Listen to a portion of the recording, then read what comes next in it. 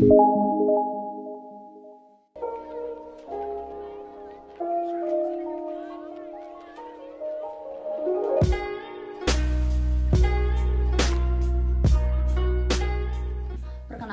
nama saya Sekarayu, nomor absen 33 dari kelas 12 MIPA 3. Di sini saya akan sedikit berbicara tentang dampak positif perkembangan iptek terhadap ekonomi dalam dunia pekerjaan. Seperti yang kita ketahui bersama, saat ini sedang marak-maraknya dan akan semakin marak penggunaan Artificial Intelligence atau AI, atau yang kita ketahui juga sebagai kecerdasan buatan.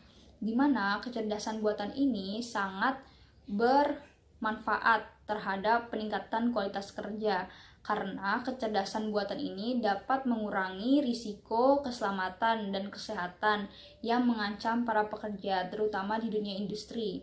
Oleh karena itu, pekerjaan dapat dilakukan dengan lebih efektif dan efisien, serta hasil dari produksi tersebut bisa lebih banyak dan berkualitas. Oleh karenanya, income terhadap industri ini juga bisa semakin besar. Selain itu, seperti kita ketahui bersama, di dunia pekerjaan saat ini sering kita menggunakan aplikasi-aplikasi produk-produk teknologi untuk pekerjaan kita, seperti dalam pemaparan atau pembuatan laporan dan sebagainya. Oleh karena itu, dibutuhkan tenaga-tenaga kerja yang berkemampuan untuk mengoperasikan aplikasi-aplikasi dan produk-produk teknologi ini, sehingga tenaga-tenaga kerja yang memiliki kemampuan mengoperasikan segala macam IT berpeluang lebih besar untuk mendapatkan suatu pekerjaan. Selain itu juga, saat ini informasi dapat diakses dari mana saja. Orang-orang dapat meningkatkan kualitas dirinya melalui kursus-kursus online, kelas-kelas online, dan sebagainya. Oleh karena itu, dapat kita temukan bahwa saat ini sumber daya manusia kita semakin berkualitas dan semakin cerdas. Hal ini kemudian berdampak pada penerimaan pekerja, di mana seleksi atau kompetisinya akan semakin ketat, karena setiap orang saat ini semakin berkualitas, lebih banyak orang yang berkualitas. Oleh karenanya, orang-orang akan berusaha meningkatkan kualitas dirinya, juga kemampuan-kemampuannya, terutama yang berorientasi dengan iptek, karena saat ini banyak digunakan iptek dalam pekerjaan. Oleh karenanya, perusahaan-perusahaan kemudian akan mendapatkan sumber daya manusia yang lebih berkualitas, sumber daya manusia yang lebih cerdas. Hal ini berdampak kepada hasil dari perusahaan ini sendiri, di mana perusahaan ini akan menghasilkan hasil yang lebih baik secara efektif dan efisien. Hal ini juga akan meningkatkan income terhadap perusahaan tersebut. Seperti itu.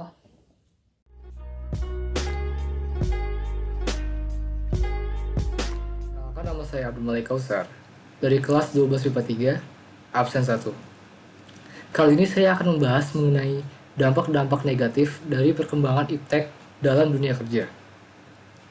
Seperti yang telah teman saya sebutkan sebelumnya, bahwa perkembangan iptek membawa banyak sekali dampak positif dalam kehidupan masyarakat sehari-hari, terutama contohnya dalam hal pekerjaan. AI ataupun Artificial Intelligence merupakan sebuah hasil dari perkembangan iptek yang sangat bermanfaat bagi kehidupan manusia. Tetapi bukan juga tanpa kekurangan.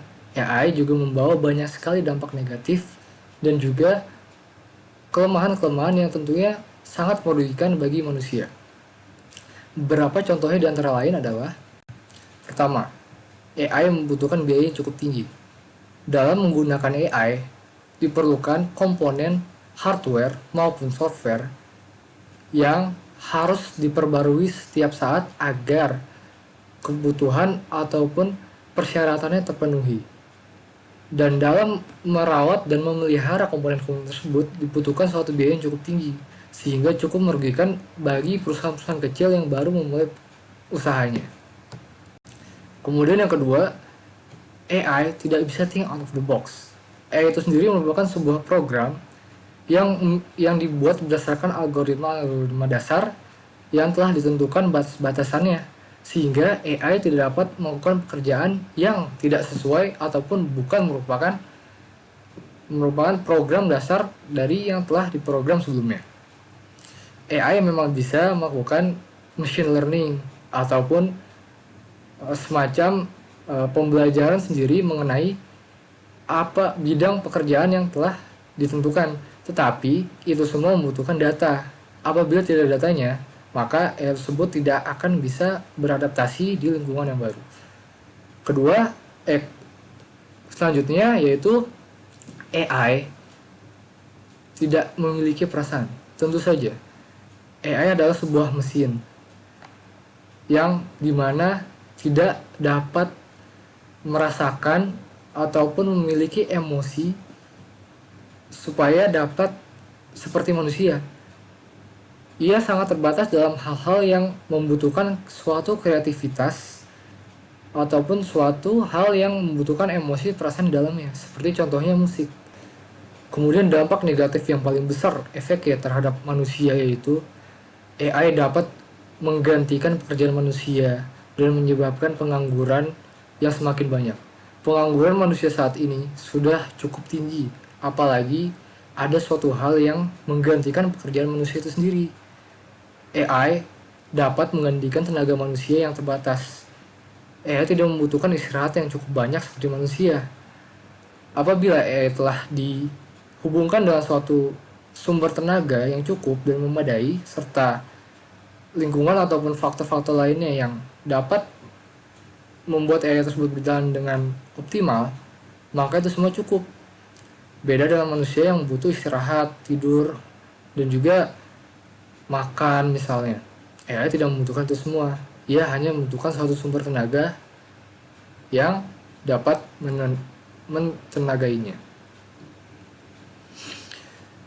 Terakhir, AI dapat menyebabkan ketergantungan pada manusia itu sendiri. Apabila AI telah menjadi suatu lifestyle bagi manusia, maka di masa depan tidak dapat dipungkiri bahwa AI akan menjadi sebuah pengganti manusia dalam berbagai bidang kehidupan. Apalagi jika dilanjutkan akan mengurangi kemampuan manusia itu sendiri. Apabila sudah ketergantungan, tentu saja manusia tidak akan mengerjakan pekerjaan yang telah dikerjakan sebelumnya. Yang otomatis itu akan mengurangi kemampuan manusia dalam melakukan suatu pekerjaan ataupun suatu inovasi yang tentunya itu membutuhkan suatu akal yang telah terlatih. Apabila manusia sangat sedikit terlatih, tentu saja kemampuannya pun akan berkurang. Dan gawatnya apabila itu dilanjutkan terus, di masa depan kemungkinan AI akan menggantikan seluruh pekerjaan manusia dan manusia akan bergantung pada mesin seluruhnya. Dan itu merupakan hal yang sangat tidak bagus. Jadi demikian dampak-dampak negatif dari perkembangan iptek terutama dalam bidang pekerjaan melalui artificial intelligence.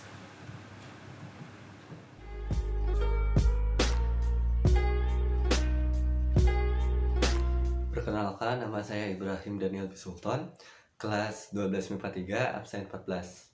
Hari ini saya akan menjelaskan kepada kalian bagaimana cara menyikapi perkembangan ilmu pengetahuan teknologi dalam ekonomi di dalam konteks dunia kerja. Seperti yang kita ketahui, di dalam dunia yang serba modern ini perubahan telah terjadi secara signifikan dalam konteks sosial, budaya, politik, ekonomi, dan lain-lain. Dan tentunya sebagai manusia yang hidup dan tinggal di dunia yang serba teknologi ini, kita harus melakukan perubahan untuk mengikuti arus yang ada. Sama halnya dengan perkembangan di dunia kerja. Kita sebagai calon pekerja harus meningkatkan kemampuan-kemampuan yang kita miliki. Kita tidak boleh berdiam tempat dan tidak mengikuti arus perubahan. Oke, bagaimana cara kita mengikuti atau menyesuaikan diri dengan perubahan yang terjadi? Tentunya pertama, kita harus mempelajari dan mengenali iptek itu sendiri. Iptek ialah ilmu pengetahuan teknologi. Jadi kita harus mengenali dan mendalami bagaimana teknologi itu berjalan. Lalu yang kedua, kita harus mempelajari iptek. Kenapa kita harus mempelajari? Tentunya apabila kita ingin bertahan hidup di dunia yang serba teknologi, kita harus mempelajari dari teknologi itu sendiri. Nah, misalkan saya ambil contoh, saya ingin bekerja sebagai programming di sebuah perusahaan. Maka mulai dari sekarang saya akan mempelajari dasar-dasarnya terlebih dahulu, seperti sintaks, algoritma, dan lain-lain. Lalu saya akan mulai mencicil untuk mempelajari bahasa-bahasa program dari berbagai media. Nah, banyak kok berbagai media yang menyediakan pelatihan-pelatihan seperti YouTube ya, itu misalkan Free Code Camp ya. Lalu aplikasi juga ada yang gratis seperti Solo Learn dan lain-lain. Lalu yang ketiga, kita harus mengaplikasikan pelajaran yang telah kita pelajari. Kenapa ini penting? Karena kalau misalkan kita tidak mengaplikasikan pelajaran yang telah kita ketahui, maka akan terlewat begitu saja, tidak berguna untuk kedepannya saat kita bekerja nanti. Setidaknya dalam pengaplikasian ini kita dapat mendapatkan pengalaman yang akan berguna pada saat kita akan melamar pada perusahaan nanti. Misalkan saya ingin menjadi seorang game developer, maka saya selain mempelajari dasar dan bahasa program yang telah saya jelaskan sebelumnya, maka saya akan mencoba untuk membuat game itu sendiri. Karena setidaknya saya dapat mendapatkan pengalaman bagaimana untuk membuat game. Lalu ketika saya mulai memasuki perusahaan game developer, saya akan sedikit terbiasa dalam dunia tersebut. Oke? Pesan dari saya, dalam menghadapi persaingan dunia kerja saat ini, tentunya kita harus terus mengupgrade atau meningkatkan diri kita sendiri. Kita tidak boleh takut akan perubahan dan menghadapinya. Jadi, sebagai manusia yang istilahnya sekarang melek teknologi, kita dapat memanfaatkan berbagai media yang kita dapatkan untuk mempelajari iptek itu sendiri. Terima kasih.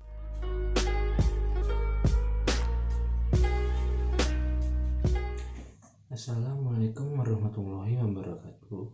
Nama saya Rehan Akbar dari kelas 1243. Di sini saya akan menjelaskan pengaruh positif perkembangan iptek di bidang ekonomi, khususnya di pasar. Nah, berkat canggihnya teknologi dan internet, kita tidak perlu lagi repot-repot untuk pergi ke toko atau pasar untuk melakukan perdagangan. Kita cukup mengunduh aplikasi, kemudian mencari barang yang kita inginkan, memesannya, dan menunggu barang tersebut sampai. Nah, aplikasi itu juga bisa disebut dengan e-commerce. Apa itu e-commerce? E-commerce adalah kegiatan transaksi jual beli yang dilakukan dengan memanfaatkan perkembangan iptek, khususnya internet. Nah, berkat internet ini, penjual dan pembeli bisa dalam tanda kutip bertemu di situs aplikasi e-commerce. Nah, maka dari itu, e-commerce juga bisa disebut sebagai perantara atau media yang memungkinkan terciptanya kegiatan jual beli di dunia maya. Berkembangnya aplikasi-aplikasi e-commerce juga tentu memberikan manfaat dalam kegiatan jual beli di pasar. Di antaranya sebagai berikut. Yang pertama, memperpendek jarak dan memperluas jangkauan pasar. Jarak antara penjual dan pembeli terasa semakin dekat dengan adanya bantuan internet, karena penjual dan pembeli tidak perlu lagi bertemu secara fisik untuk melakukan transaksi.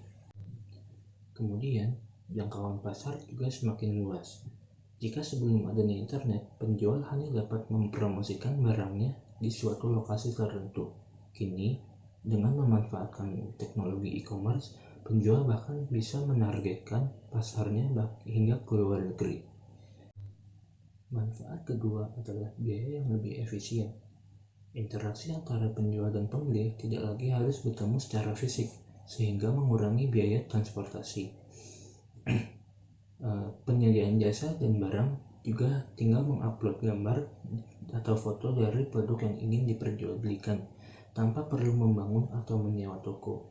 Hal ini juga mengurangi jumlah tenaga kerja yang dibutuhkan, karena pekerjaan mengiklan akan dilakukan oleh aplikasi e-commerce secara 24 jam non-stop. Yang ketiga, pelayanan transaksi menjadi lebih mudah dan simpel. Dengan adanya e-commerce, pembeli kini tidak perlu lagi mengantri untuk memesan produknya. Cukup dengan menggunakan komputer atau handphone dari rumah masing-masing. Proses pembayaran juga menjadi lebih mudah dengan memanfaatkan layanan transfer antar bank. Sekian penjelasan yang bisa saya berikan. Kurang lebihnya mohon maaf. Wassalamualaikum warahmatullahi wabarakatuh.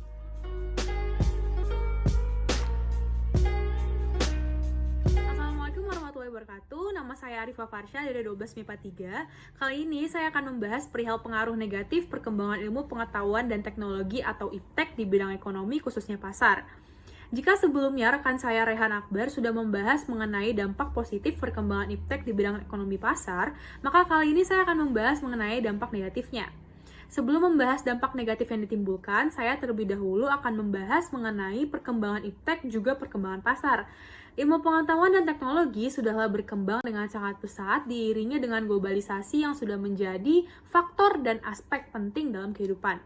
Pasar sendiri merupakan salah satu dari penunjang ekonomi dengan banyaknya kegiatan ekonomi yang terjadi setiap hari. Dengan adanya kemajuan IPTEK juga globalisasi, pasar juga mengalami perubahan yang signifikan. Dengan perkembangan ini, yang mungkin paling terlihat adalah adanya e-commerce. Dan juga banyak situs perdagangan secara daring yang dapat mempermudah jalannya roda ekonomi sebagai dampak dari perkembangan IPTEK. Namun, perkembangan ini juga menimbulkan dampak negatif di berbagai bidang. Di samping memberikan manfaat bagi pembeli dan penjual dalam bertransaksi di pasar, perkembangan IPTEK ini dapat berdampak negatif seperti poin pertama, adanya aksi tipu menipu pada pasar karena adanya perbelanjaan secara daring, sementara keadaan masyarakat yang kurang kritis mengenai kejahatan seperti penipuan secara daring atau online. Poin kedua, di samping mempermudah masyarakat untuk berbelanja karena adanya e-commerce, namun hal ini juga menjurus kepada sifat konsumtif yang mungkin timbul di masyarakat.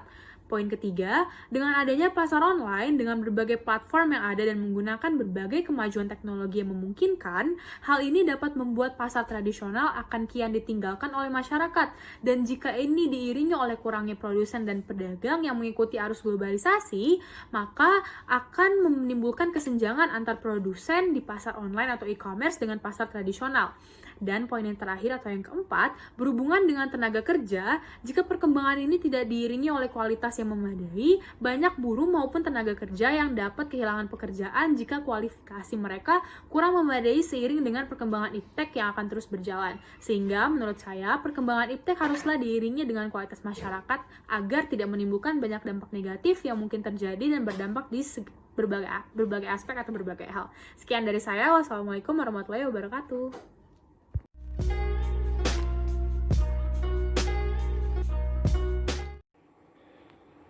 Assalamualaikum warahmatullahi wabarakatuh.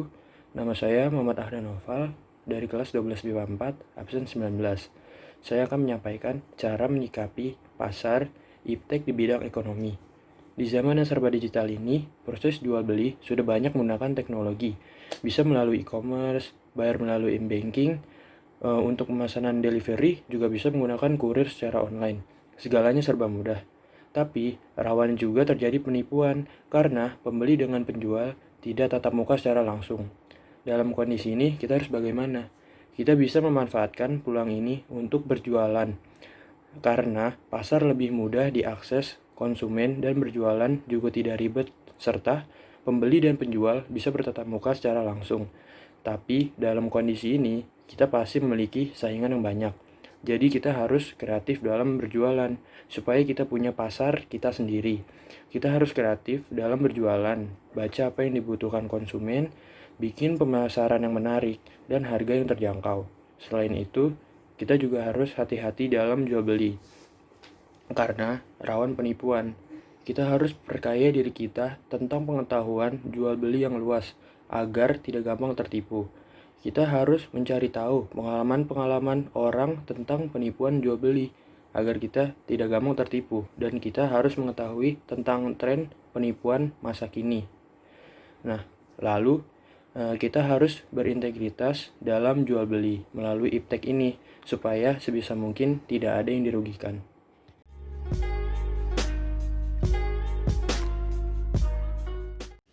Nama nama saya Malia Fidela Nurprera Putri, absen 17 dari 12 MIPA 3. Kali ini saya akan menjelaskan tentang dampak positif iptek terhadap ekonomi dalam dunia bisnis.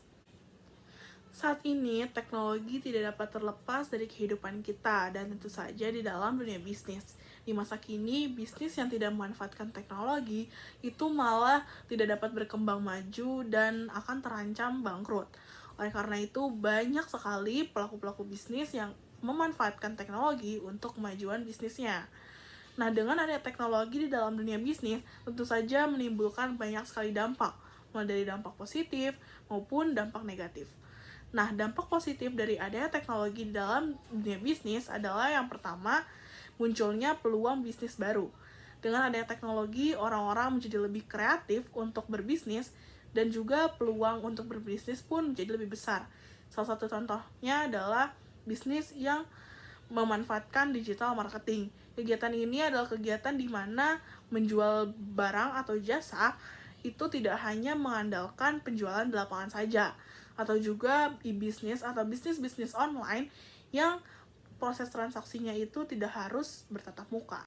Yang kedua adalah pemasaran suatu produk menjadi lebih mudah. Teknologi hadir untuk membantu segala aktivitas kita. Dalam dunia bisnis, teknologi berperan sangat penting untuk mempromosikan suatu produk. Dengan adanya teknologi seperti smartphone, media sosial, atau platform-platform toko online, membuat produk tersebar semakin luas dengan cara yang mudah dan tentu saja dengan waktu yang singkat. Yang ketiga, dapat mengurangi biaya operasional. Saat ini, proses marketing dapat dilakukan dengan internet-based, dan tentu saja biaya operasional yang dikeluarkan pun lebih murah. Kalau dulu pelaku bisnis harus mengeluarkan biaya untuk menyewa billboard atau membuat brosur dan sebagainya, saat ini pelaku bisnis dapat mengembangkan bisnisnya dengan memasang ads di berbagai platform dan tentu saja biaya yang dikeluarkan pun lebih murah, sehingga perusahaan mendapat keuntungan yang besar dengan pengeluaran yang lebih sedikit. Yang keempat adalah komunikasi menjadi simpel dan cepat. Di dalam dunia bisnis, komunikasi itu sangatlah penting. Dengan adanya teknologi, komunikasi menjadi jauh lebih gampang. Salah satu contohnya adalah dengan adanya email yang membuat pelaku-pelaku bisnis dapat mengirimkan berkas-berkasnya itu secara mudah. Selain itu juga adanya fitur chat dan teleconference yang membuat proses komunikasi antar pelaku bisnis atau antar karyawan atau antar pelaku bisnis dengan customer-nya itu menjadi lebih cepat, simple, dan praktis.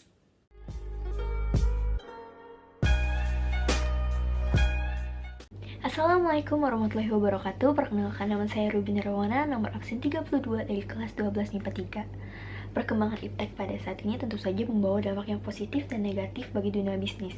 Dampak positifnya sudah dijelaskan oleh rekan saya itu Malia, dan di sini saya hanya akan menjelaskan dampak negatifnya saja. Dampak negatif yang pertama yaitu dengan berlakunya sistem uang online seperti kartu kredit, ATM, dan lain sebagainya, itu dapat memicu modus baru seperti pembobolan. Yang kedua yaitu karena sistem uang online ini memakai internet, jadi dikhawatirkan ketika sewaktu-waktu internet sedang down, maka akan terjadi mistransaksi.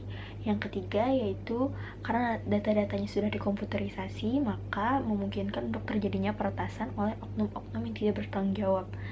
Yang selanjutnya juga yaitu karena transaksi jual belinya semakin mudah, maka akan banyak juga transaksi barang-barang ilegal dan pasar gelap seperti narkoba dan sejenisnya. Selain itu juga karena transaksinya semakin mudah, akan muncul penipu-penipu jahat yang misal ketika kita sudah ingin membeli uang dan kita sudah mentransfernya tapi barang tidak dikirim, atau bisa jadi karena kita yang tidak mengetahui bagaimana kondisi barang itu dan penjual mengatakan bahwa barang itu merupakan barang yang original, tetapi ketika datang merupakan barang yang merupakan plagiatnya saja. Saya rasa itu saja. Wassalamualaikum warahmatullahi wabarakatuh.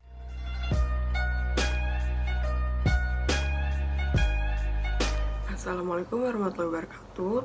Nama saya Faiza Julinar, absen 12 dari kelas 12 IPA 3. Saya akan menjelaskan cara-cara untuk menyikapi kemajuan iptek di bidang bisnis. kemajuan iptek di Indonesia mempunyai dampak yang besar dan dirasakan oleh tentunya di bidang bisnis. Nah, akibat perkembangan ini muncullah platform e-commerce. Platform ini memudahkan transaksi dengan adanya tombol buy now atau beli sekarang, serta dengan adanya uang elektronik yang menjadikan berbelanja itu berasa sangat mudah dan hanya dengan menekan suatu tombol.